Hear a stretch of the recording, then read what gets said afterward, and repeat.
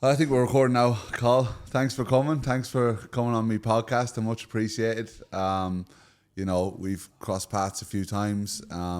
Let people know what you do, what you're about. I know you do have a YouTube channel. Yeah. Thanks for having me, Dan. Appreciate it.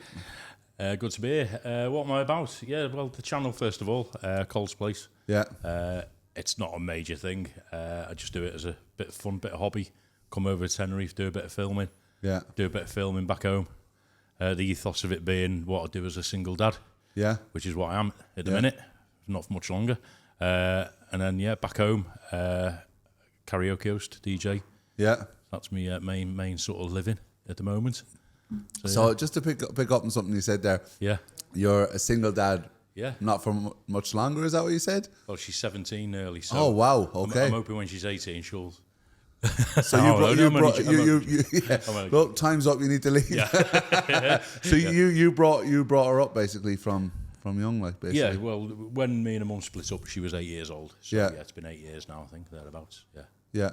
Okay. Wow. Fair play to you, man. Thank you. Fair play. Yeah. So tell me a bit about yourself. Where you're from? Originally, I was born in Chester. Yeah. Cheshire, which a lot of people haven't heard of. It's just about 20 miles out of Liverpool. I don't know a lot about it. I know of the Cheshire Cat. That's about all. Not the bit I'm from. Yeah.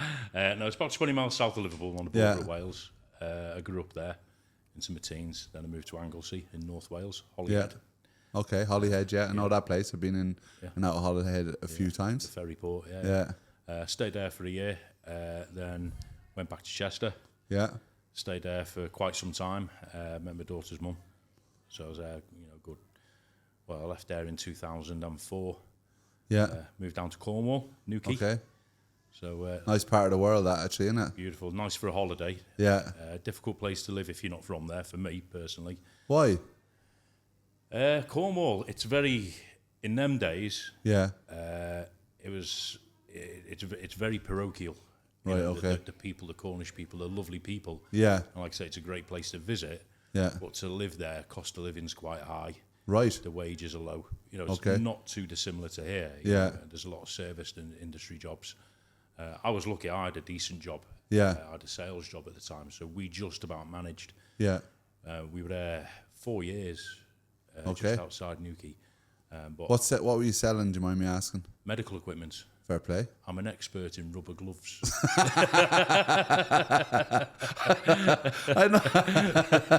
don't know where you weren't to go. Expecting that one, were you? No, the company I worked for, they had a latex plantation. Okay, wow. Out in Sri Lanka. Just have this imagery of with rubber gloves going, see the way it runs these threads? I used to demonstrate them. They're not just... Don't cough. So I was selling them by phone in them days. There wasn't a lot of online selling in them days. So I was there we were in Newquay for 4 years then. I was in Bournemouth for a while, where I live now. Yeah. When I was a lot younger. Lovely part of the world as well. I love Bournemouth. Beautiful, yeah. And I worked a summer season there. Yeah. Part of my misspent youth. What were you doing working what was your summer season? What did it involve? In Bournemouth, there's a big conference centre called BIC, Bournemouth International Centre. Okay. And back then, in the glory... Is that down by the sea? Right on the beach. Yeah, I know. Is that near a park? That's it. Yeah, I know that park. It's a lovely park full of squirrels, no? That's the one. Yeah.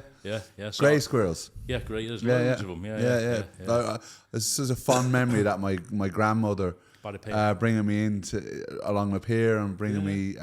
we used to get the bus from Swanage over the ferry, and because we didn't have those type of buses, like the open top buses, and it was like a big thing for us to be able to go with our granny and go and walk through. There's all these squirrels. Like, what are all these squirrels like? And grey squirrels. Ours are all red in Ireland. Anyway, sorry. No, it's still there. It's all still there. Yeah, wow. You'd recognise it. It hasn't changed much. So that centre is not far. If I remember, it's kind of just down towards the promenade area, centrist area. Yeah, I remember seeing that centre. Well, I worked there in 1990. I was behind the bars, and in them days we had like summer shows. All the comedians and things doing summer shows. So I worked behind a bar, and then I went back up north. It's just I just had to get away from home. When you're sort of that age and you want to get out and do your stuff. And I always had this little sort of thing to get back there. And Cornwall wasn't going too well for me. My ex-partner, she loved it there. She settled in, but I couldn't be doing with it. Right. So, and we were going to Bournemouth we had a camper van, like a little motorhome at the time. Yeah. We were doing weekends, and in the end, said, right, that's it, we're going. Yeah. And just up sticks, and we moved to Bournemouth. Fair play. And I've been there since. Love it. It's okay.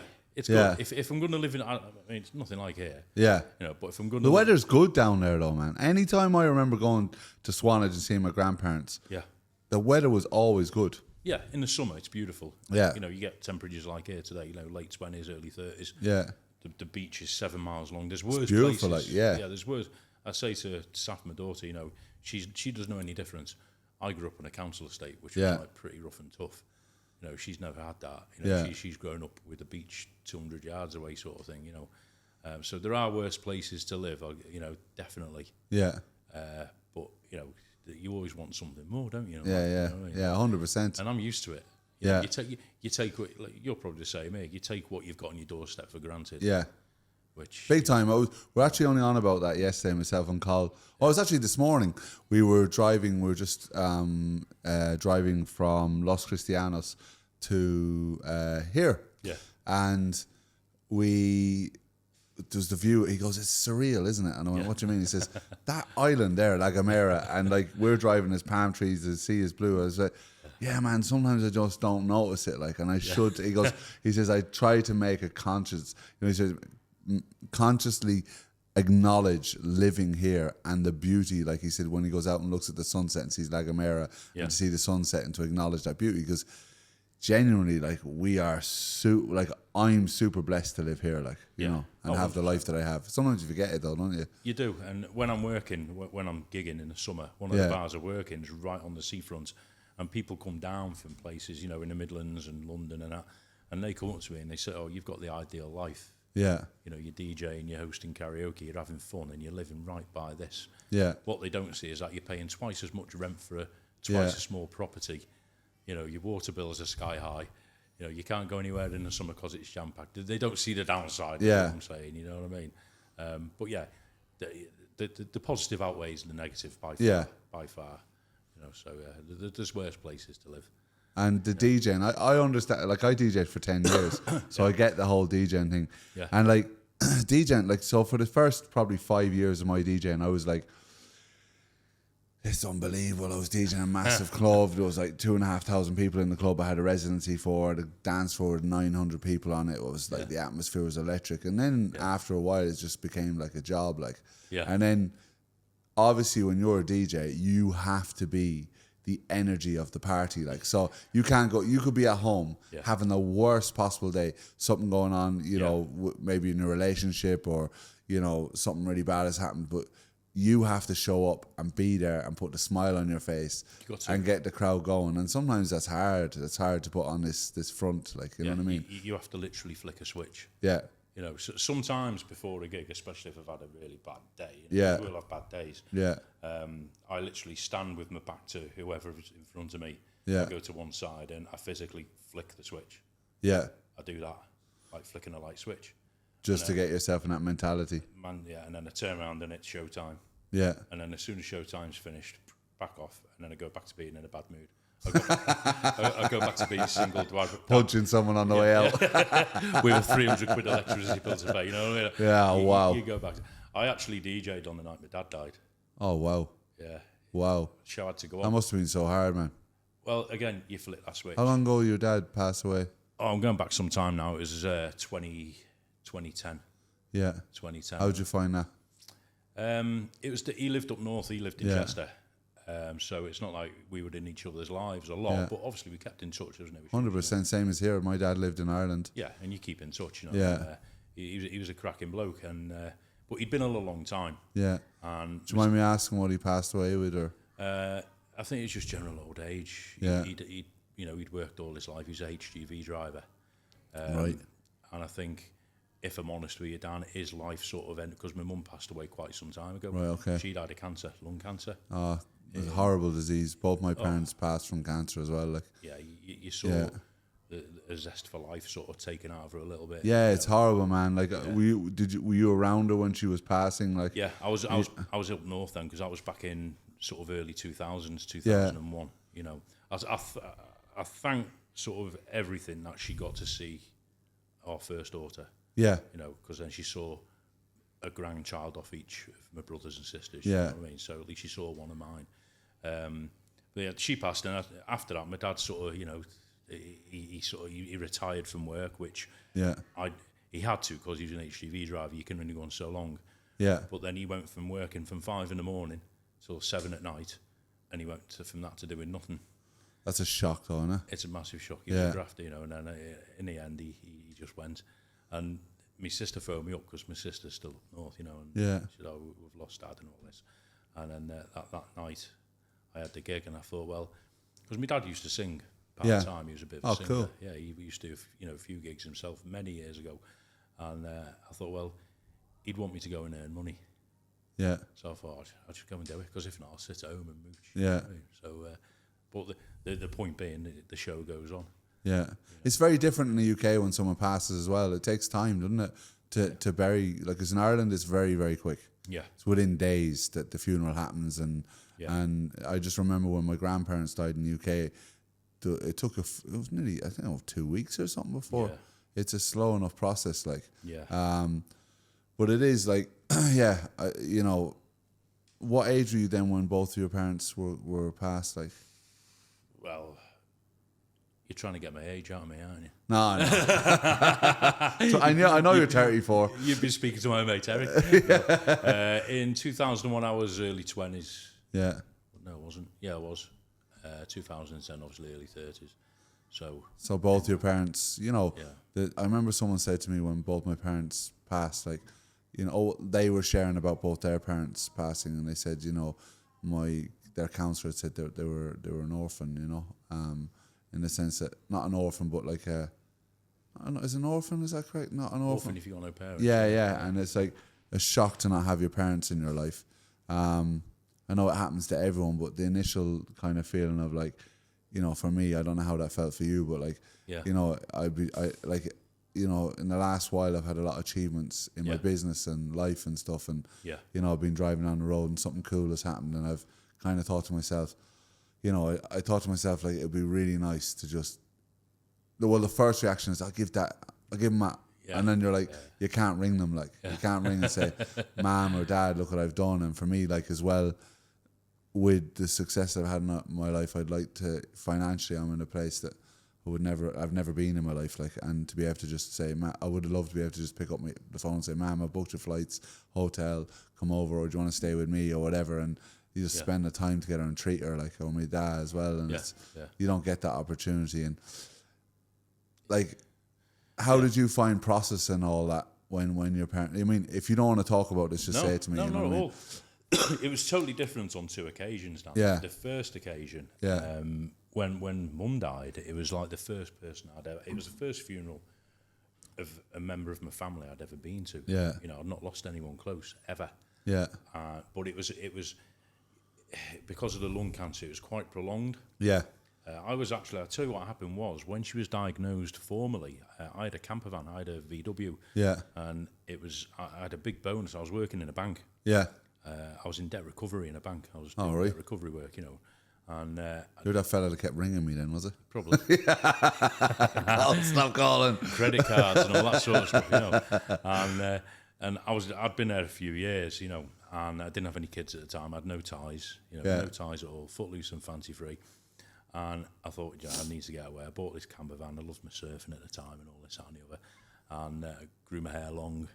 And I can't imagine with your hair long. Mate, I dyed it blonde. You need to send me a picture of that. I've got one somewhere. I'll find one I'd for love to see that. Ear pierced and all that. And the day I went to get my blonde hair, it was in a department store in Chester. Yeah. They had like a concession doing hair. And they dyed my hair blonde. It was down here. Wow. It was literally down here, you know. I need to see that. Yeah, and it was the day before. Kurt Cobain style. Yeah, massively. Yeah. Do you remember Kurt? Well, we into Nirvana, no? I wasn't into that. Chili Peppers was the... Oh, yeah, Chili Peppers, man. Cool. I like chilies. Down Newquay and all that. And the hairdresser, the young lad, he goes, where you going? So I'm going Newquay tomorrow, so when you're finished, I'm going over there to get my ear pierced. Yeah. Like, oh, you're going for it? Like, I went, yeah. And it was about this time. It was like the weather was like this. It was just, you know, it was lovely out. And I went over. The girl's getting the thing ready to do my ears, and she clicks, you know, like the gun. she's loading it up sort of thing. Yeah. So when I was in art college, I had a piercing gun. Did you? And I pierced people's noses and ears. Right, I swear to God. And there was one instant I made a mess of someone's nose. We were completely over it. And sorry, it was sidetrack. We'll go back in a second. Well, we're in my house in the bathroom, piercing his nose, and the two of us were slaughtered on Buckfast. Yeah, I went in the toilet and I put the piercing gun to his nose. I was like, stay still, pop, and I'm looking at it going, oh, bro, I don't think that hasn't worked. It was half out, right? And you know the thing on the back, because you're not supposed to use the thing on the back. I realised I didn't take that out, and that felt because you know when you do a nose piercing, you just fire it in. You don't put the back. On these, you do. Yeah. But I left it on, it fell down, but the piercing was like halfway out of his nose, and I pushed it the rest of the way, and it was blood and everything. Pushed it right through his nose, and I was like. And needless to say, it got infected. It could have been worse. It could have been worse. But they should never give me one of those guns. But anyways. So when she did I was out, I heard it. And whether it's because it's hot in there, and I'm not great with needles and stuff, I was out on the floor. No way. In the middle of a department store. Wow. And I woke up, they've sat me up, and she was, "You still want it done?" I went, yeah, go for it. She did it, and it flipping hurt. Yeah. It really hurt. I don't know why. It's not meant to hurt. It hurt. No, it's not supposed to hurt much. It can hurt a bit, but it shouldn't hurt much. I was in agony. Because I had 3 piercings here, about 4 in my nose. Yeah. Got a bit carried away. I went home and my mum goes, how was it? Oh, it's all right, yeah. Went out that night, had a few beers, said to my friends, and then the next day got me camper van and I drove down to Newquay, and I was on the way to Newquay. Yeah. And my sister phoned me up, or was it my mum? I can't remember. Somebody phoned me up, and because my mum had an appointment in the hospital in Liverpool, Broad Green, which is a famous sort of cancer hospital in the area, and they diagnosed her. So I was halfway to Cornwall. Well, not halfway. I was down in Shropshire, going down the sort of Welsh border towards Bristol, and I turned round. I literally turned round and I went back home for a bit, and I attempted my old job, and then she got progressively worse. But in the end, she got better for a while, did treatment and all that. Yeah. So I did go down Cornwall. Did she go into remission for a while, or? Yeah, a little bit, if I remember right. It was, I can't really. Do you know what? You block a lot of it out, don't you? Yeah. That's the thing. So I don't think she went into actual remission, but the treatment was keeping her going. Keeping her sort of therapy and all that. So I went down Cornwall and stayed there for because my brother, who's also now passed away. God, it's depressing, this, isn't it? No, it's part of your life, isn't it? Yeah, he opened a pub, so I went down there. Yeah, dossed around in my van for the summer. Yeah, and at the end of the summer, brother opened up a pub, so I went and worked for him, and then I went back up. So I don't know how we got to Newquay. Why did we get to Newquay? Oh, yeah, you're asking me about how I handled the passing. Yeah. Yeah, and then my mum was alive for a couple of years after that. Yeah. I met my ex-partner, Saf's mum. Mum was alive for a couple of years, and she passed in 2001. So it was quite drawn out. So the point being, how you handle it, I prepared for that one. Yeah, I get that. For Mum, she had cancer, and then she went into remission for about 9-10 years, and it came back aggressively. Right. And then we knew she was dying, but it never prepared for me experiencing that she was gone. You know what I mean? That feeling of she's gone. She's not. I know she's in my life all the time. And she's guiding me in the background, and I'll see her again. But it's that feeling she's physically gone out of your life. Yeah, you can't ring her up. Yeah, I can't ring her up. You can't give her a hug. And then I also had a lot of regrets when she died. Because towards the end of her dying, she really wanted me to be beside her a lot more. And I found it really traumatic to go into the room and see her really unwell. Yeah. And I would do anything to avoid it. Yeah, I don't know where you come from. Yeah, and she would, oh, you coming up to talk? And I was I'd come up and I'd feel really, I would be very messed up about it, you know what I mean? Yeah. And that's the biggest regret, which I tried to do better with my dad. Yeah. I recorded I asked him about his childhood and all that sort of stuff, and I have recordings of all that, you know, of my dad talking about his childhood and my grandparents and all that. And for me, that was really important. I guess I just wasn't prepared for the loss. I found it really, really hard. I don't know how you found it, like. By the time my dad passed, I was a lot more hardened to the world. Yeah. You know, I was, you know, I'd grown up. Yeah. When my mum passed, I hadn't grown up. Yeah. I was still going down New Kimmy camper van, right, misbehaving. You know, I did a lot of not bad misbehaving, but, you know, just having that, being a scoundrel sort of. Yeah. But by the time my dad passed, I'd met my ex-partner, we'd had a child, you know, we had our own place, so I felt a bit more. Having said that, I will be honest with you, Dan, a lot of the burden of it, i.e. like funeral arrangements, going to hospitals, I've got a sister, and she took all that on. Yeah. Bless her. I couldn't have took it on. Yeah. Although when I say I'd grown up, I hadn't grown up to the point where I could have took half of what she took on. Yeah. Does that make sense? Yeah, I mean, my sister was brilliant as well. Yeah. Both cases, and well, we used to argue a lot, the three of us. My sister, actually, I have a good relationship with my sister now, but the death of both of our parents really brought us closer. Like, I found it kind of, even now, to the point where we set up a group where we talk to each other a lot and share life's moments and stuff like that. And you know, and my sister makes an effort to come. She's almost like comes over instead of me, mum now. You know what I mean?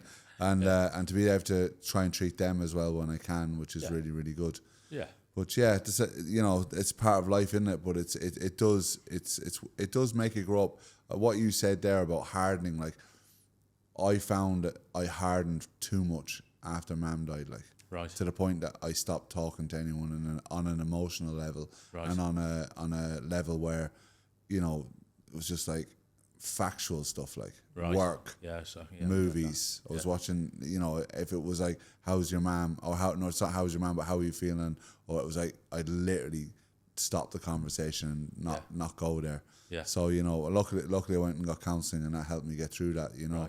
Right. So anyways, so then you find yourself in Bournemouth.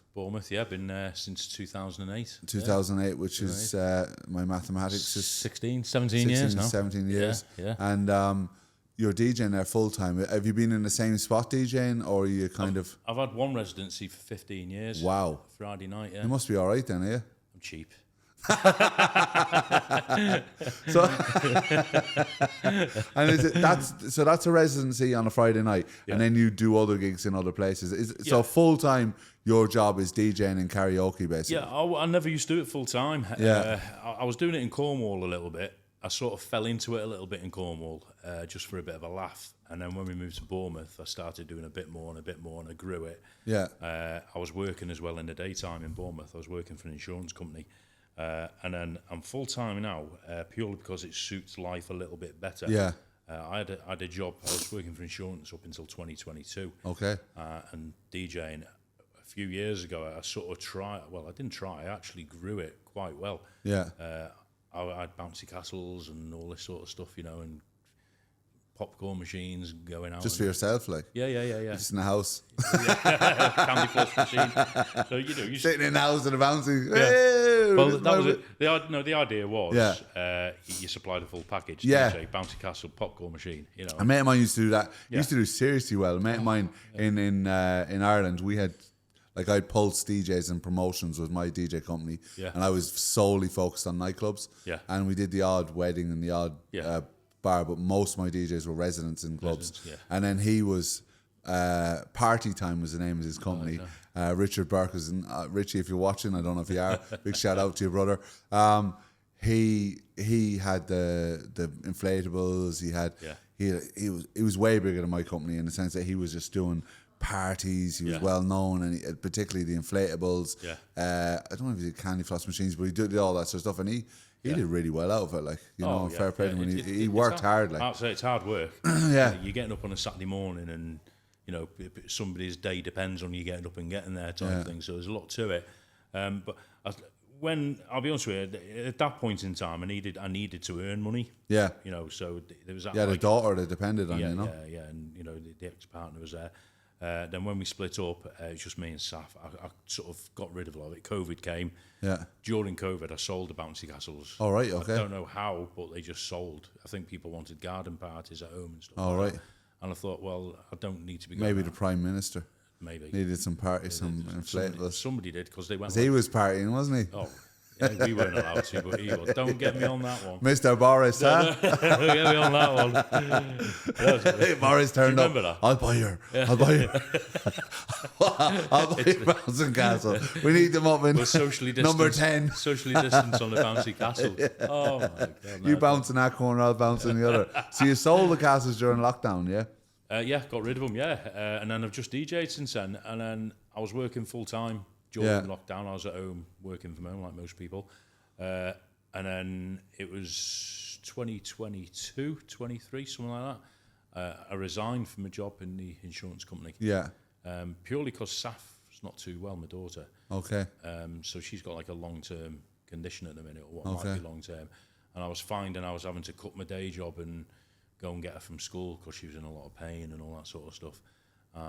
And then at the same time, luckily, I think life has its way of doing it sometimes. When I was DJing 1 or 2 nights a week, other things came in on the DJing side. Yeah. And it just allowed me to give up the day job so I could be around for her, to get her to hospital, to take her to doctors, to take her to physio. And then at night when she's home, because she was 14, 15, she was fine. And then I'm very lucky. All my residences are in Bournemouth town centre. That's great, no? So I'm walking distance. Yeah. So I didn't have to leave her alone far away for very long. And she's quite independent. Although she's not too good, she's quite independent. So I was going out and I thought, do you know what? It's easier for me and better for her if I just DJ for now. Yeah. Until such time we know where we're going with her illness. And it's fairer on the company I work for, because they would run a bit. It's only a small business. So I cut that loose, and here I am, 5 nights a week. Fair play, and you love it most of the time. Sometimes. And is it solely like DJing, like? No. Or is it mainly karaoke? Yeah, because if you tell people what you actually do, they don't get it. So it's karaoke hosting. Okay. Most of it. I did that in Lanzarote. Yeah. I went from, so I used to DJ big clubs, yeah. Yeah. So that was my thing in Ireland, and I get 300 quid for a night, like. And I went and moved to Lanzarote, and I went from doing like 3 to 4 hours DJing for 300 quid to doing like 6 hours for €60, yeah. And I had to host a quiz. Yeah. I had to host the karaoke, right? And I had to do drinking games, right?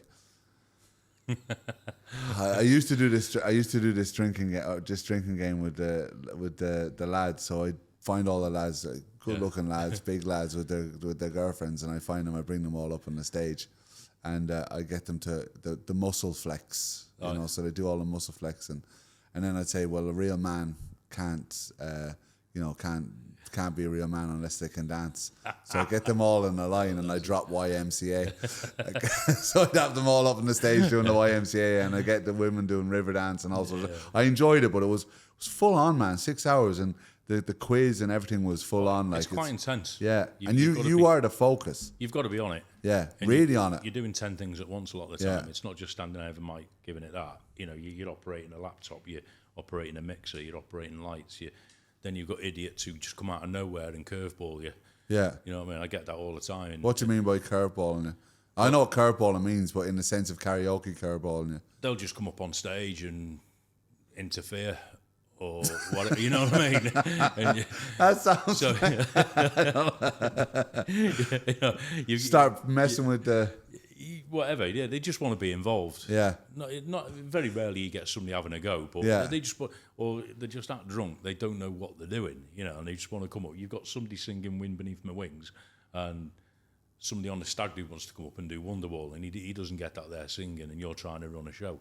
So can I just say something, right? Yeah. When we talk about karaoke, okay? So in Ireland, where I'm from, I'm not going to say in Ireland as general, but where I grew up, in the west of Ireland, our town was really known for like a party town. It was a real club scene, and people used to come all hen parties. It still is actually really well known, Carrick and Shannon. And I DJ'd in there, and but in the town, it was always generally live music. There was no real such thing as karaoke. Right. And the only karaoke I remember were these lads, and they literally took the absolute mick out of it. Like they'd sing and they dance and they get people up and have the crack, and there was nothing serious about it. Right. And I didn't realise, right? Yeah. Until I became a karaoke host in Lanzarote, that people take it so seriously. Absolutely. I remember, right, this lad came up and he was singing, he was a holiday rep and he came up and it must have been his thing, which I didn't know, right? He came up and he started singing Redemption Song, right? And Redemption Song, right, is a really spiritual song in my opinion, right? Yeah. And it's sung by Bob Marley in a very, relaxed Bob Marley way. This guy came up and he was singing it like Boyzone, you know what I mean? Yeah. These songs of freedom is all I ever had, like that. And I'm like, so I said, I'll join in. Thinking, that's a cardinal sin. I found out. He stopped. He looked round to me and he goes, this is my song. Don't dare sing over. I was like, okay. Yeah. And then he says, and you might put some reverb on. Yeah. And I'm like, what's this all about? I thought karaoke was a bit of crack. No. No? No. It's a religion for some of them. Yeah, I don't understand it. Yeah. Look, I'm not slagging anyone off that does karaoke, but I am. They're terrible, some of them. It's a bit of crack. Like, that's what I thought karaoke was supposed to be. For most people, it is. Yeah. But there is a certain element who take it a little bit, it's not X Factor. It's like that. Well, to them it is. And usually the crap. Yeah. Yeah, you know what I mean? You wouldn't put a bit of reverb on there and a bit of echo and do you know what I do? Voice. What do you do? Do you know what I do when I say that? I go, yeah, okay, and I pretend to do it.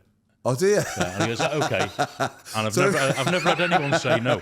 I said, and I just do a random thing on my laptop, right? And I go, is that okay? And he goes, and then he carry on singing, and they haven't got a clue I've not done anything. And one of my so now they know you're a trick now. If anyone's watching this, they know you're a trick. One of my singers do this. And in all the years, I've never had anyone say, "Well, no, it's the same." They go, "Oh yeah, that's great." The reverb's unreal, and that blew me away. The seriousness of karaoke, like man. Yeah. And I was like, I literally thought this is like a moment where you can go up in with your mates. Go up and sing a song badly and have a laugh. I used to have on my Friday venue. They haven't been around. I don't think it worked. I don't think it's a thing now. But I used to have a group of people. Yeah. There was a Facebook group. I forgot what they were called now. Karaoke something or other. And Karaoke Warriors. They tour around in motorhomes. Like you get just like groups of people, couples and families, and they all belong to this Facebook group. And what they do is they'd have meetups in different towns and cities in England, Wales, whatever. And you're looking at me like I'm... Yeah, I know. Right? It sounds like some dogging group. Yeah. It is. We're all in it together. And they'd pull up on the cliff top. Let's pull together. Honestly, and you're talking, they'd pull up in these big motorhomes, right? And you'd sit, I thought, oh, God. And they'd pull up, and the head man had come in. He'd, we're coming in tonight. He made himself know, we're coming in tonight. Okay, yeah, great. And they'd all come in and do a song or whatever. And... a week later, on the Facebook group, you'd get your rating. They'd rate you. No way. Yeah, they'd rate your karaoke. So you'd get a mark out of 5. There was a point for good presenting, a point for good equipment, a point for... I can't remember now. You used to get a mark out of 5, and I used to get a 3. I never ever got a 4 or 5. And I don't never know got a 4 or 5? Never got a 4 or 5. So if anyone's watching this, can you how the scoring goes on the Karaoke Warriors Facebook group? Let us know why Colin didn't get a 4 or 5. What were his downfalls? Because I'm still doing them. Yeah. They used to come in. They'd sit down one side of the pub and the kids would be there and all this. And then a week later, you'd look on the thing, they tag you in it, or they tag your venue in it, and there's your stars. Wow. Yeah, serious. Yeah, wow, that's some that hasn't happened for years. It was before COVID the last time. Yeah, that group needs to end. Yeah, well, so if you're watching this and you're in that group, you need to have a little talk. Start up you need to do a little talk with yourself, yeah? Karaoke Warriors. So let's move on. So you're like basically been doing karaoke for a long time. That's your mainstay of money. Yeah. And when did you start the YouTube, and what made you start the YouTube? What kind of inspired you to start doing YouTube videos? Oh, it's a toughie that, Dan, because I was watching you guys, wasn't I? You know, like everybody during COVID. That sounds really dodgy. I know. Watching you guys. I was watching you lot as well, you know, like everyone in the UK who couldn't come here. Yeah. And I came over, not with the intention of meeting any of you lot. Having said that, I went to see Tim Dowd, you know. Yeah, good guy, Tim. Yeah, I have to get him on here actually at some stage. I plan to get him on. It's just finding the right time. Yeah, he's a great guy, and you know he's got his life obviously, which you know most of us know about. I went over to La Palma, which you inspired me. Funnily enough. Well, did you come into us and we were talking about it, and then you decided to go over? Yeah, because you got me a bike, a push bike. Yeah. I'll tell you what happened. Did I give you a push bike and go to La Palma on a push bike? I went to La Palma on a push bike, on a ferry. Yeah, and then you got... I found a dog, didn't you? I remember this. Go on, I'll tell you what happened, right? See, there's a tattoo. It's not going to show on camera. See that tattoo? Mambo Surfwear. Yeah. Right, that's got a volcano on it somewhere. We'll talk about your tattoos in a while, because there's an interesting one in it as well. There's a volcano. Yeah. Oh, wow. I got that done, right, on a Saturday. Yeah. Right, and I went home, and I don't watch TV. The only thing I watch on TV is Sky News, right? Yeah. I went home that afternoon in agony. It was a lovely day. Went home, had that tattoo done, turned on Sky News, and it came on Sky News, Canary Islands volcano. La Palma volcanoes are up there. That's mad, no? So you're to blame. Well, this is it, right? Yeah. And my daughter goes, Dad, that's a sign. You've got to go to Tenerife and see the volcano. I said, it's not in Tenerife, it's in La Palma. Anyway, that was it. And I had this like little mini obsession with volcanoes. I was watching you guys, but that diminished because I started watching the volcano. They were streaming a volcano live, and I was watching it. I was obsessed by it. I even had when I was doing my gigs. Did you watch any of the videos I did of? Yes, I was watching yours. Yeah, because you met the German chap, didn't you? Bushwhacker, yeah. Whatever, yeah.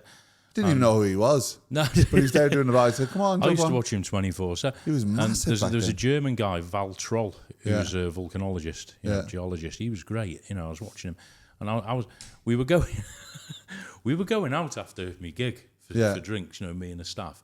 They're all up on the dance floor. I'm sat in the corner of the bar watching the volcano. In the end, I booked to come over. Yeah. And it was my birthday.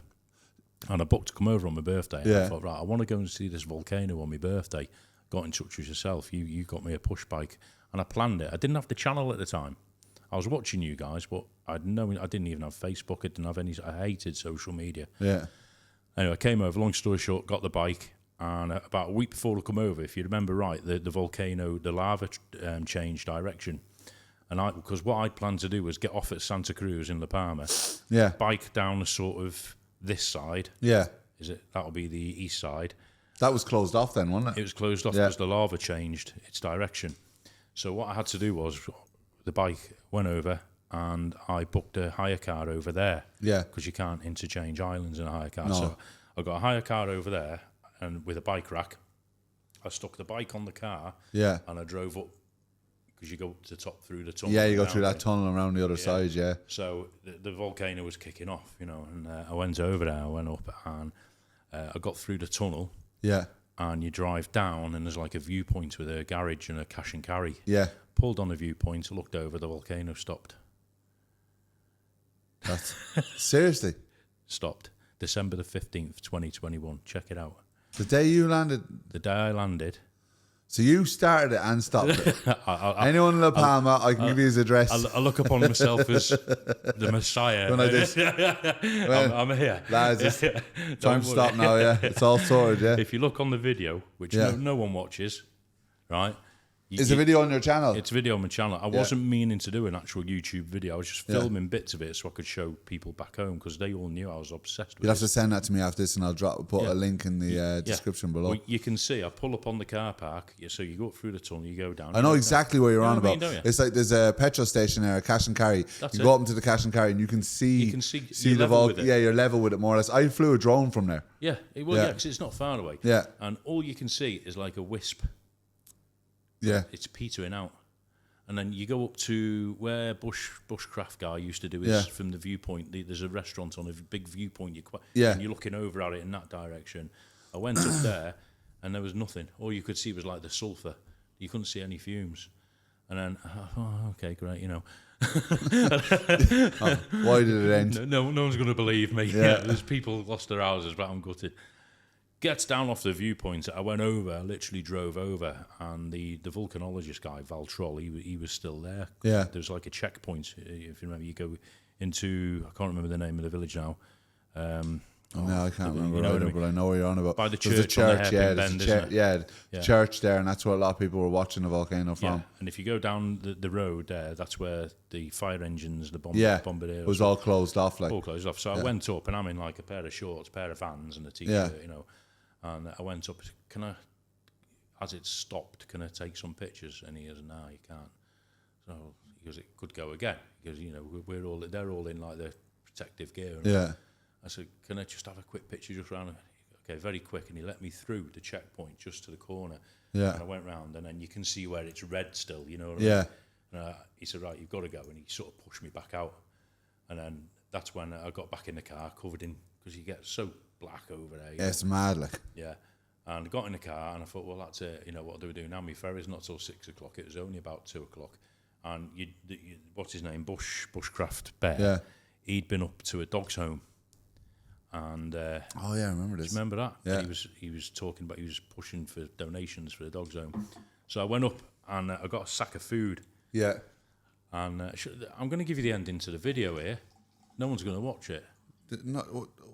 Oh, yeah. I give the ending anyways. Come on. Yeah. So anyway, long story short, I went up to the dog's home and chatting to the girl, and I said, I've got a sack of food for you, so can I have a quick nosy in? She goes, yeah, but don't take pictures for social media because the dogs, we know whose dogs they are, and it's a bit sensitive. So, yeah. Of course not.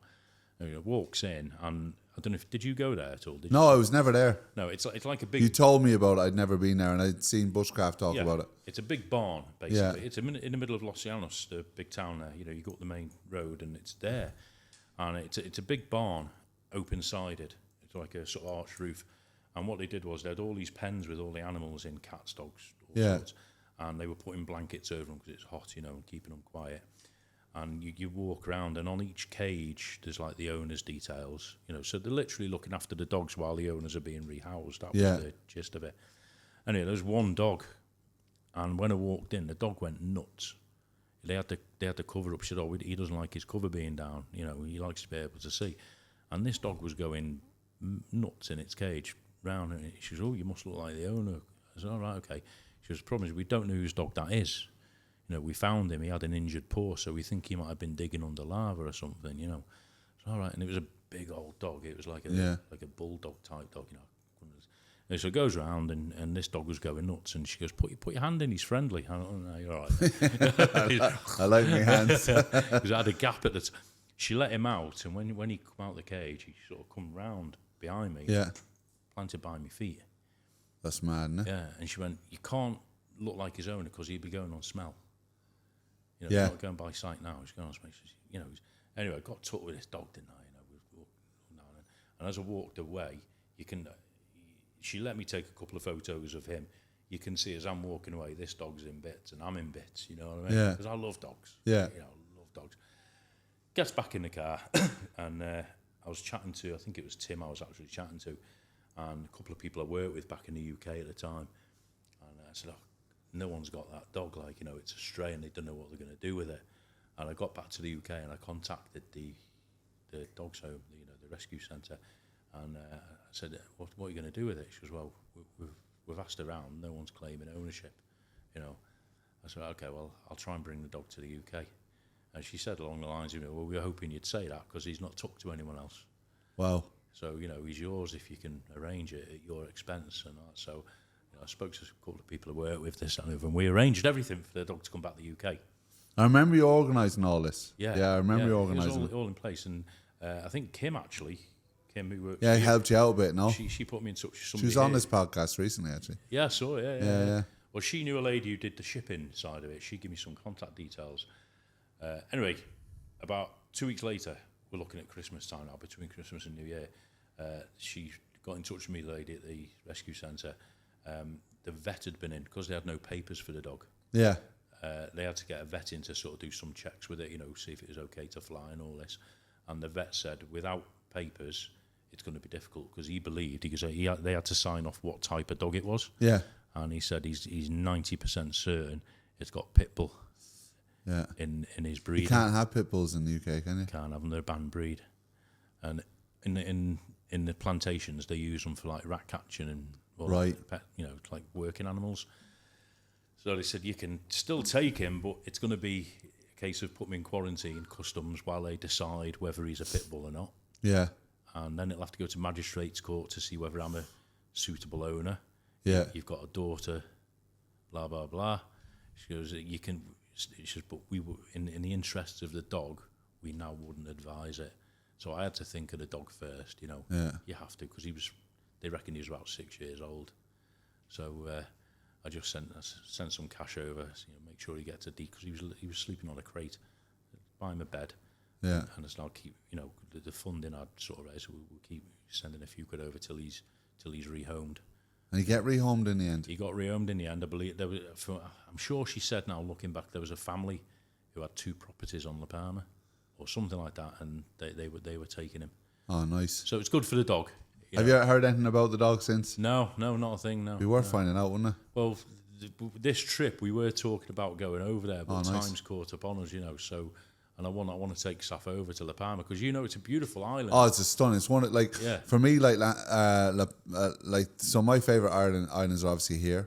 I haven't been out here. It's the only one I haven't been to. So this is my favorite, La Gomera and La Palma. And if La Palma, I'd live in La Palma easy. I'd love to, but then my business is here and stuff like that. So maybe it's one I retire to. I don't know, but it is a really beautiful island. And what always amazed me was, that town. What was it? I've forgotten the name of it. The town that was basically the lava went straight through the middle. That's of it. what I'm trying to think of. The Rincon. I can't remember. It went down just near the port, so it went down through the town and landed near. I was actually in the port when the lava hit the water for the first time. Because you were on a boat? No. The boat was later on that evening. Right. I went down there and I was in the port and I met a guy and I've forgotten his name. Michael was his name. I think it was Michael. Yeah. Really nice fella. Lived on the island. Yeah. And he met me for a coffee down there. I did a live down there and then I went down and I witnessed when the lava hit the water. It was mad. It just rolled into the ocean and its steam just started pummeling up. Yeah. And then obviously I did a boat trip out at night time Hey, I was obsessed. I was watching them all. Well, did you? I don't know who spotted it, but I was doing the live and next thing, this dolphin in the middle of the live came up in the water in front of the lava, it was mad, and I remember that. I didn't actually see it. I had to go back. You could see it. Yeah. It was mad. It was quite dark, wasn't it? It was really dark. The whole experience over there for me was just surreal, and a reminder where we live. We live on volcanic islands, and it was sad to the other. I was going to say to you about that town was. It was basically split in two by lava. So if you wanted to get to the other side of the town, you had to go all around the island and back in, which was mad. Crazy, isn't it? So imagine you lived in that town and all of a sudden now you can't go to the other side of town without driving the whole way around the island. There's a road over it now, isn't there? They've flattened out a road. I don't know. That's why I haven't been back since, and I keep saying I must go back, and I must go back on my bike. I'd love to go over on a motorbike and do a weekend over there. It's something I definitely have to plan. I think it's such a magical island, and I did a lot of videos over there, and all the money I raised from the videos I gave back to families that were living there, towards their rents and stuff like that. Wasn't a lot. I think it was about $2.5 or $3 but I kind of split it up amongst different families, and thanks to Happy to Help, who I do a lot of work with, charity here, they've got me introduced to the families directly, so I didn't have to kind of send it through some government body, you know what I mean? So that's a mad story. So you need to find out about the dog. Yeah, I will do. Yeah, I mean that's how the YouTube started. Because then when I come back to Tenerife, well, I've forgotten my. When I come back to Tenerife, was it yourself? I was on. It might have been Rick or somebody, and they said, "Oh, you need to put that video together and put it up on a YouTube." And I was like, "No, it's not my bag at all. I watch you lot. I don't want to do." And I went to him, and then a few weeks later. Okay, go on, it is a story. Yeah, maybe it should be really out cool there. story. Yeah, maybe it should be out there. It all started. We're after ruining it. I know. All started with getting a tattoo. Well, you kicked the volcano off, so it's your responsibility. I'll tell you another fact off camera. About it. That will blow your mind. Okay. Why won't you tell it on camera? The last time the volcano erupted, was on the day I was born. That's mental, no? No way. The actual eruption date in La Palma was the day you were born. I think it's a day or to the month. Right, that's mad. People will be Googling now and they'll know. That's insane, man. So do you feel you've got a deep connection with that island? There's an affinity. Yeah, that's mad, man. And when I went there, it was weird. I don't believe in anything like that. I do. I believe in that. I believe But there's no coincidences. Do you know the weird thing? When I went there, all right, maybe I'd been watching a lot of YouTube. I'd seen you driving around. I don't know. But I knew my way around. Yeah. I knew where everything was. Maybe you lived in La Palma in a previous life. Yeah. It's mad, isn't it? I knew where I was. So then you started this YouTube channel. Yeah, so I come back. Yeah, started a YouTube channel. I thought to myself, well, I haven't got a story to tell like Tim or, Come in a little closer to the mic because I want to be able to hear your lovely voice. Sorry, I've got a lovely voice. Yeah, I thought to myself, one of the things is, you've got a story to tell, haven't you? Tim's got a story to tell on his channel. I think we all have stories to tell, you know what I mean? Yeah, but I've not told any of my stories on my channel. Why not? Because it's about what I do, not who I am. Yeah. What do you mean by that? Now you're probing. I should have said. Explain what you just said. The ethos of the channel is me showing that as a single parent, you don't have to be sat at home wondering where the next 10 pence is coming from. Yeah. You can get out there and make things happen. Yeah. So whether it's me doing a sponsored run for charity or walking up a street in Tenerife filming pubs, I'm not sitting at home wallowing in.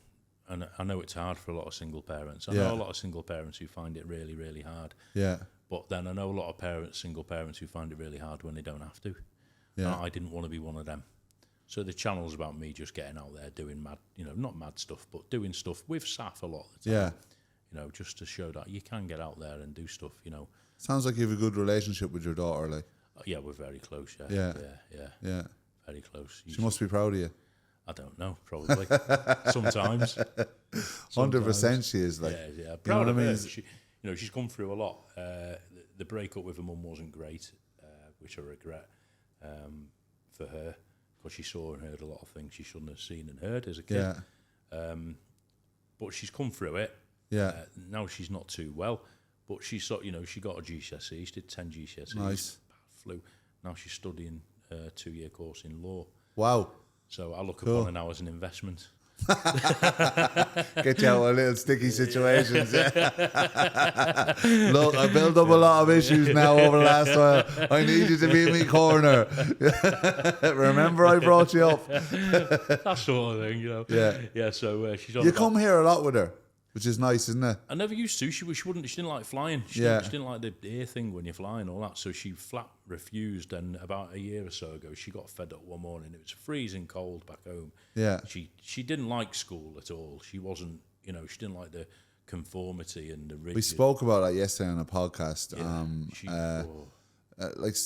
Look, my opinion is school teaches you some skills, but overall it's a way of indoctrinating you as a cog in the wheel in society. Like 100%. And not everyone is a cog in the wheel, and maybe some people want to be cogs in the wheel, but I think, you need to learn basic mathematics and stuff like this and be able to understand things. But a lot of the stuff you learn in school is you don't really use in everyday life, and it's like a lot of it's read, write, regurgitate, and that doesn't suit some people. I learned by doing. You know what I mean? I learned by and I don't necessarily think schools are that you learn how to integrate with people and stuff like that, but there's a lot of downside to school as well. There's a lot of downside. We had a meeting in the school.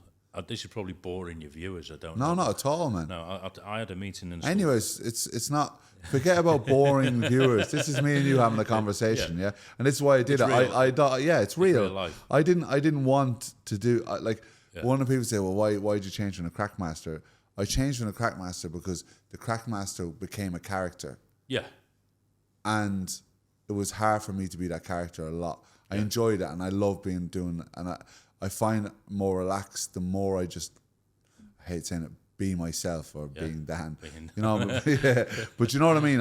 I feel more relaxed sitting here having a conversation with you. That I don't have to be something, or you don't have to be something. We're just being ourselves and having a conversation. Like, you know, and that's it. Like it is, you know, and whether 10 people watch it, or 1,000 people watch it, or 500 people watch it, or 50 people watch it. Yeah. Hopefully, in some way, it allows people to understand that just being yourself and just having a conversation. Yeah, one person might get one thing out. Yeah, 100%, man. You know what I mean? Yeah. And like my life's changed because I struggle with opening up and being myself. I always wanted to be someone else. You know what I mean? Growing up, I always wanted. So I never felt I was good enough. Like, I always felt like I fell short of what people would want in life. But like. But then maybe that's made you what you are now, so you live the success and stuff you've achieved. Yeah, but it's not who I am either. It's part of my life. It's part of my life, but it doesn't define me.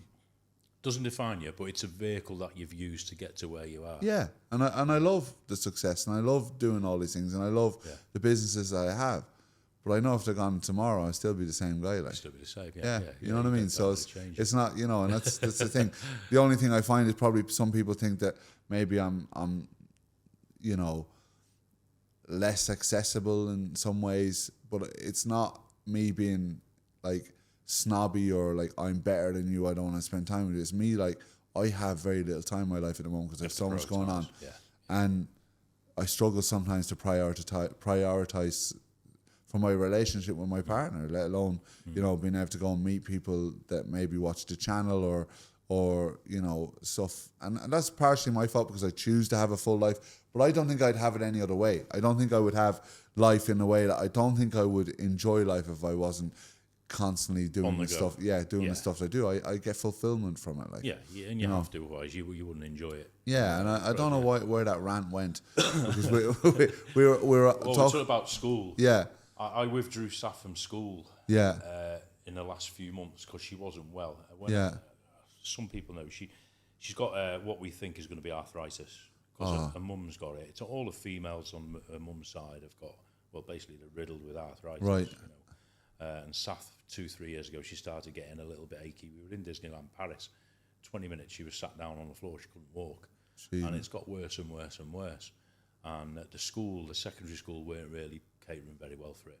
Yeah.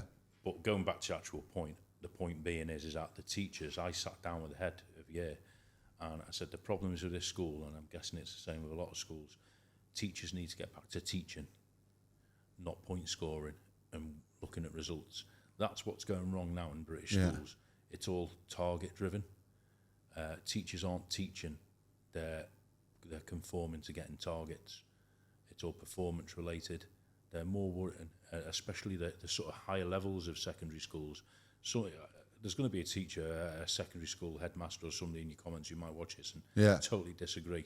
But I'm looking. They're welcome to you. Welcome to that's one of the things I think you should be able to voice your opinion without being shut down. Like. But I would challenge them face to face because I've had secondary school sort of quite high, you know, experienced teachers actually agree with what I'm saying. Yeah. You know, instead of teaching, they're now looking to further careers and conform to government targets and all this, that and the other. And that's affecting the kids, because you said earlier, not all kids are academic. I'm lucky, Saf's very academic. She sailed through.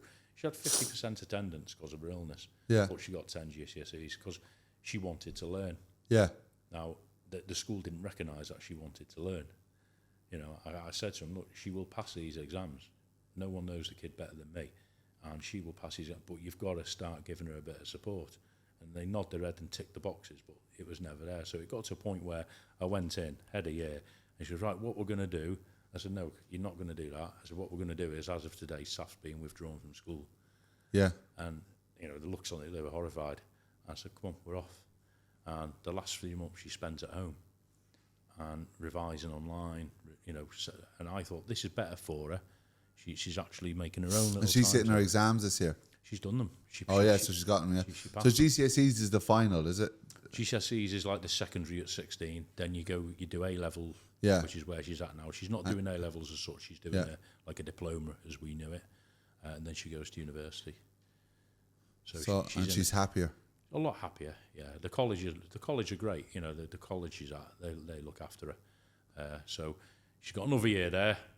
Then kids these days, they decide we have to take a year off and go backpacking round Thailand or whatever. Yeah. You know, or did they just go straight to university? Or I said to her, don't plan it don't be military in your planning. Just see what comes in a year's time. See what happens. You've got all the time in the world. You know, don't think you've got to take a degree and that's going to be the be-all and end-all. Do what you want. Do what makes you happy. Yeah.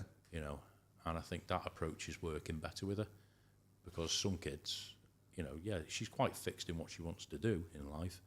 But I said to her, just do it at your own pace, at your own standard, and resist all that pressure in the background. That's because their agenda to get results isn't necessarily in your best interests. Because the education system's goosed. Yeah. You know what I mean? So just do your own thing. And she's happy. Well, for me, like, you know, people are going to disagree or whatever, but for me, like, secondary school should be about, like, preparing you for life, like. Should be. You know, and then identifying the people that are really... Because there is, like, growing up, I didn't really know what I wanted to be, like. You know what I mean? I always think of that Snoop Dogg, you know that Snoop Dogg? Do you know the track I'm on about? Where he goes, you with the dreads in the background, what do you want to be? I want to be a hustler. Well, like, for me, it was like, I didn't really know what to do, and I got sidetracked because of you know, addiction problems and stuff like that. Yeah. But there is people that are really geared towards that level of, like, they know they want to be a doctor, they don't want to be a lawyer or whatever it is, and they go full on. But that shouldn't be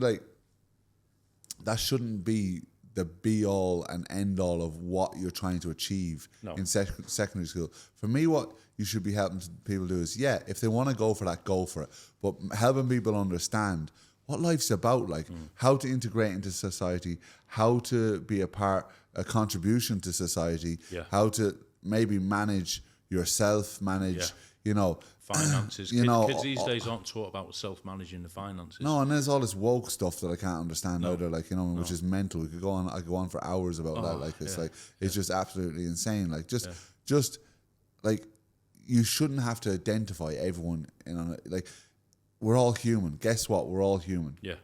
You don't need to differentiate yourself. And the minute you do that, you're literally differentiating yourself. Yeah. And there's no need for it. Like, you're human. If you want to be whatever sexuality or whatever it is you want in your own, that's fine. I don't need to know about it. Don't need to know. Just be like, you're human. I base you, like, when someone comes in for a job interview, I don't need to know what their background is in or what color they are or whatever it is. I sit there and I go, right, what's this person like? Yeah. Are they decent? Are they nice? Are they going to be warm and friendly in my business? Are they honest and trustworthy? Yeah. And all those things. Can they do the job? Like, obviously, I'm not going to take someone that can't do the job just because I like them. Yeah. But I will look at them and say, right, I don't look at what they look like or what they, you know. No. I had a lad come in here, man, and he looked like he'd been dragged through a bush backwards. You know, God bless him. And Matty's still here? Yeah. No, but it didn't work out in the end. He was with us for a year and a bit, but, you know, he impressed me so much in his personality, and he done selling before that I took him on. I just think that the way it's taught in school, I think it should be geared differently. It should encourage people to pursue the things that they enjoy, not what society thinks that they should do. You know what I mean? Yeah. Obviously, with a sense, like, you know, I like playing with Lego. You know, I'm not sure how that will get you anywhere in life. Like, but like, maybe it will. You could become a Lego expert. But some sort of guidance in a way that, like, what do you like doing? Like, let's use that aspect of the personality. Use that trait. But in fairness, the teachers, they're struggling. They're struggling because there's like maybe one teacher to I don't know how many students. And they've got targets. Yeah. Which is ridiculous. A teacher shouldn't have targets. A teacher should be teaching. Yeah, just educating people, and, you know, and kids on how to get out there. Like. So, yeah, I don't know. I think it's a mad situation we find ourselves in with with society and teaching people. And I think, you know, we've gone in a space of a decade. We've gone from being told not to label people, to now accepting that people should be labelled. Which makes no sense. So you're literally segregating people by labelling them. Yeah, yeah. Do you remember years ago, don't be homophobic, everyone's the same. Don't be racist, everyone's the same. Don't be this. Yeah. Now, no, they are that. They're in that category. They're in that category because you don't want to offend them. You don't want to upset them. I'm thinking, well... Why are you putting them in a category? Why do you need to be in a category?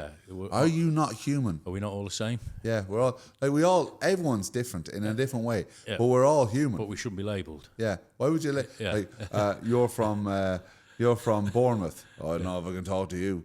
You know what I mean? But like, it's like, why would, I totally agree.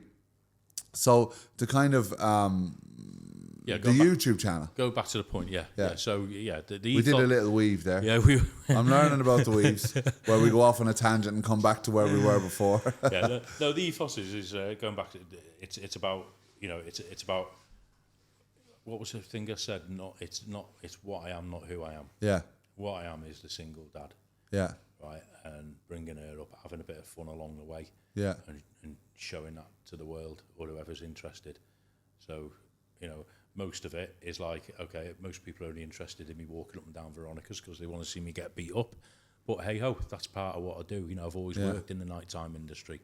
I've always had a sort of foot in it in one way or another. Going back to whenever. So in that is a big part of my life, that nighttime thing, and it's nice for me to show it over here in a way other people don't. Yeah. So if that's all they want to watch me for, great, not bothered. So that's what the channel is. What I am. And do you enjoy it? What, YouTubing? Yeah. So, most of the time. Yeah. Sometimes it gets a bit, Yeah. How many subs have you got now? What have you? About 7,000. Well done, man. That's brilliant. Fair play to you, like. And like I do see your videos come and pump. I don't. Watch them. I'm gonna be honest with you. I don't watch much videos. I don't like. So I get hooked to Netflix series, and the one thing that I always listen to is, you can take a guess, one of my favorite kind of. He's not a YouTuber, but he was on YouTube. He's on Spotify now. Is Joe Rogan. Joe Rogan. MacMaster, I love Lee. Lee's a good mate, but I don't watch his videos very often. I used to watch it. Now he knows that. He knows that. I like, even the ones with me in it, I don't watch. Like, you know what I mean? It's like, particularly those ones. But like, it's like. There was that great one we were in where we went on that flying saucer. Yeah, that was great crack. And like I do watch ones now and again, and I see something that interests me. But Lee knows.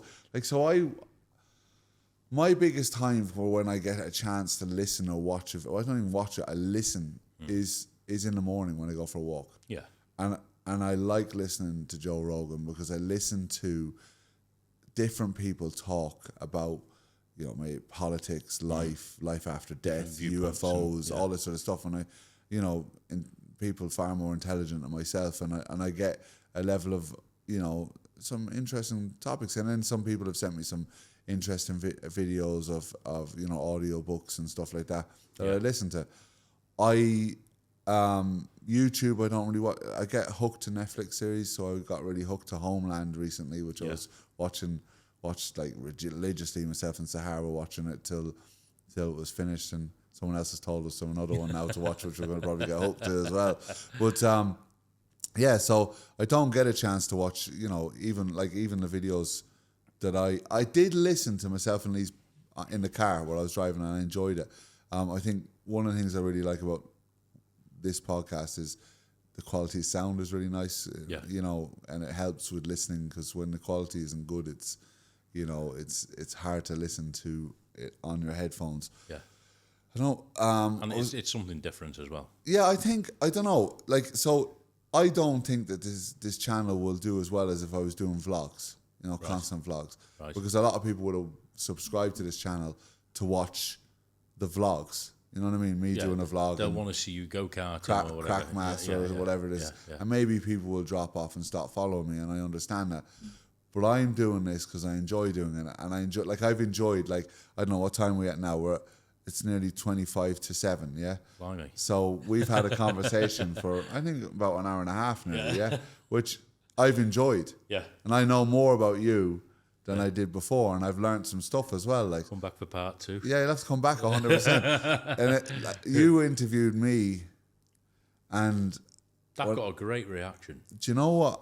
A bit emotional thinking about what you put my dad's in the intro. Yeah, and that was for me was a really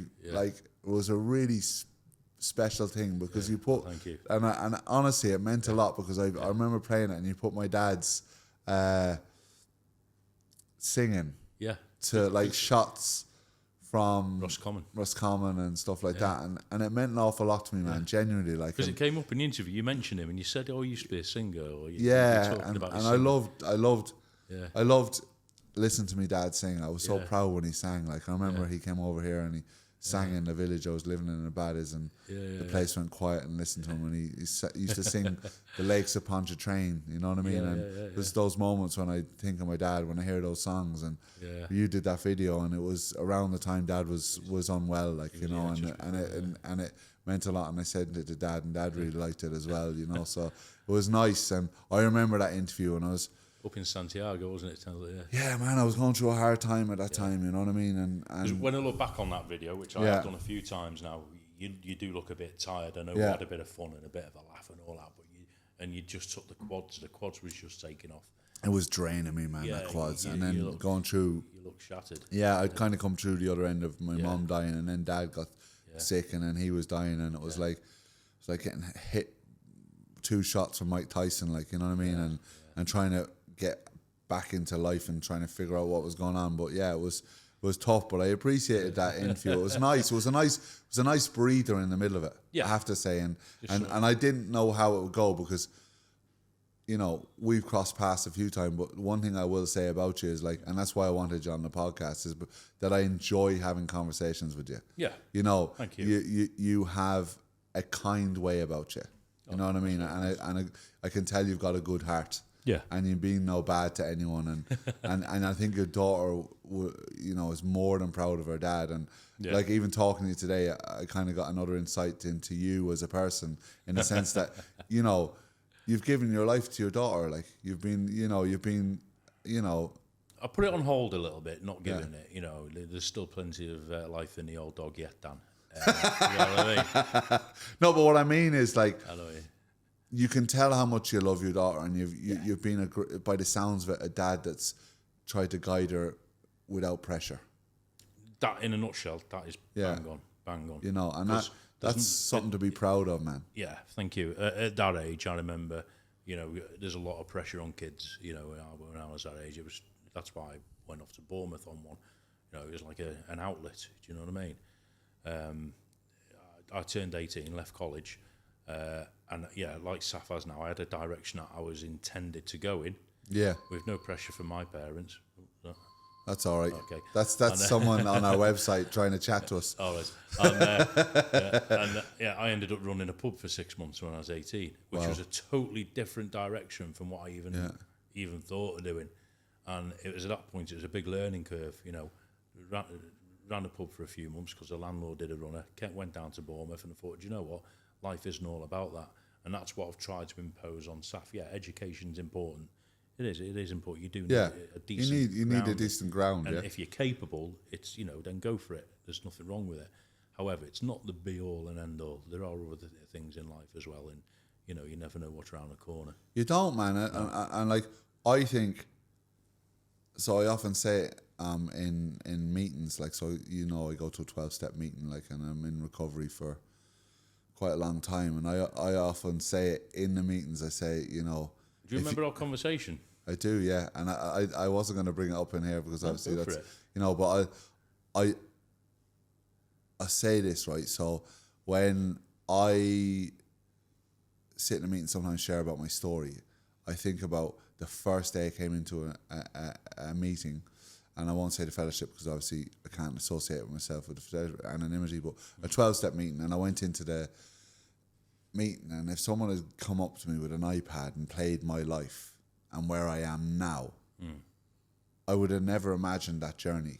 Like, I would never imagined all the different parts of my life and all the different things that happened from, being an architect to being a dive instructor to now living in Tenerife, with multiple businesses, with a beautiful partner.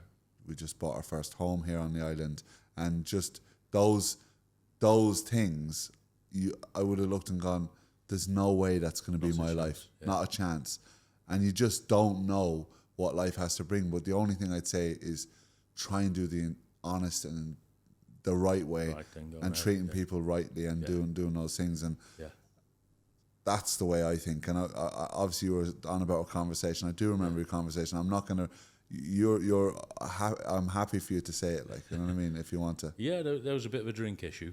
Yeah. Not to the extent of your sort of addictions in the past, but yeah, there was a bit of it, because you were the first person I called, purely because you were the only one I know who'd been through it. You know, there's a couple of stages in life where I've gone out and partied too hard. Let's put it that way. You know, I make no secret of it. A couple of stages. One was a couple of years ago. You know, and the reason I called you and spoke to you was obviously I knew you'd been through it. I knew you wouldn't judge, which you didn't. No. A lot of people would. You know, grow up. You know, you got a kid at home. That was a reaction I feared off a lot of people. Yeah. You know, but I was partying. I said to you, I was partying 7 nights a week. Yeah. It was starting to upset Saf. You know, she was, Dad, don't come home drunk. Don't come home if you're going to come home drunk and all this, that and the other. I was spending a lot of money. Yeah. It was affecting my DJ work, you know. Not that I was losing gigs, but it was affecting. So I was just tired. Yeah. You know, and you know, and I spoke to you, and you said, right, do this. You know, you talked about the 12 steps and all that. Yeah. And I started to do it. It wasn't a case of I was getting up and hitting the bottle first thing in the morning. But there's one thing I learned through it was there are no rules on addictions. Yeah. Right. That's one thing I learned through it. There are many, many levels, you know, of addiction. Yeah. And, the level I was at, it wasn't like, you know, it was ruining my life, which I'm really thankful for, but it was affecting the life of those around me. Yeah. Mainly Saf. Yeah. And that really hit hard because that, you know, you said a minute ago, that'd be the last thing I'd ever want to do. Her GCSEs were coming up. At that time, I didn't know she was going to be ill. I just thank, what I say is now, I thank whoever above that I didn't go down the full route of rehab and stuff like you've described in our interview, but I did enough to stop and recognise the fact that it was affecting people. Don't get me wrong, you know, I still have a pint, you know, and all this and the other, but I don't do nothing.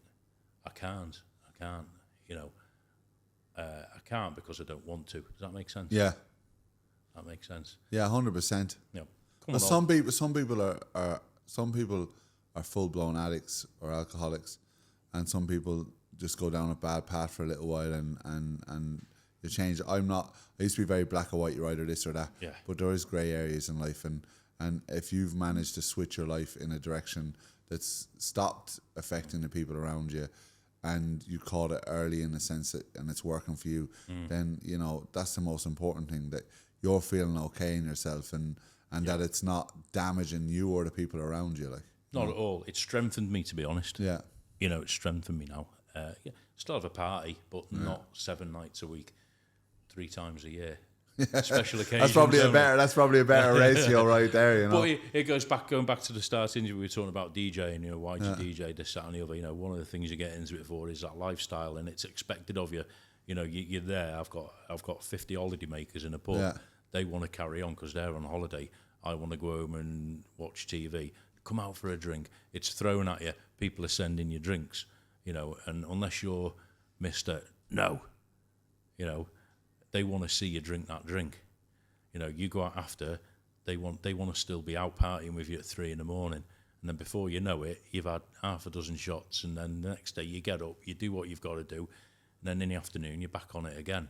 Eat, sleep, repeat. Eat, sleep, right? Yeah, that it's precise, and it was that for a period of so many months, and you can physically do it, but in the end, you know, it's damaging, really damaging. Like, in more ways than one, and that's the levels I was talking about, and the level I was at, it was starting to, and that's why I spoke to you, and it was seriously starting to. So, you know, I say that, and I see it now in other people who come into the job and stuff. You know, just, you know, don't let the job get you.